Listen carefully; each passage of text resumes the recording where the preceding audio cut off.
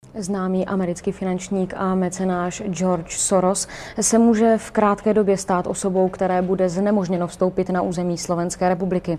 Podrobnosti má Eugen Korda.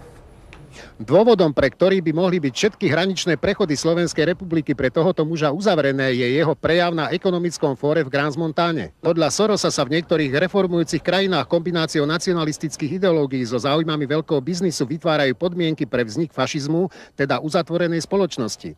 Medzi krajiny, ktoré menoval, zaradil aj Slovensko. Vládne strany okamžite tento prejav odsúdili. Je to nehoráznosť z jeho strany a to, čo robí proti Slovenskej republiky, sa nedá nejak ináč vyjadriť, len že vyvoláva u mne skutočne hnus. A budete aj vy žiadať, aby mal proste zamedzený prístup do tejto krajiny? Ja by som žiadal aj niečo viac. Čo?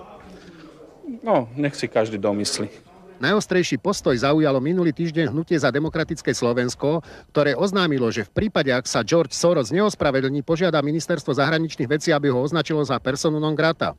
Ten reagoval vyhlásením, že jeho úmyslom nebolo poškodiť záujmom Slovenska. Podľa jeho názoru je to práve vláda Vladimíra Mečera, ktorá svojou politikou poškodzuje záujmy Slovenska. Sú to spôsoby, ktoré sa používajú možno v niektorých diktátorských režimoch, ale nie v civilizovanej Európe. Podľa včerajšieho vyhlásenia politického grémia HZDS v Sorosovom stanovisku chýba ospravedlnenie. Jednoducho povie, že ľutuje, že ku takejto skutočnosti došlo. Dnes sa nám podarilo zistiť, že George Soros nebude zatiaľ nejako reagovať. Eugen Korda pre televíziu Nová Bratislava.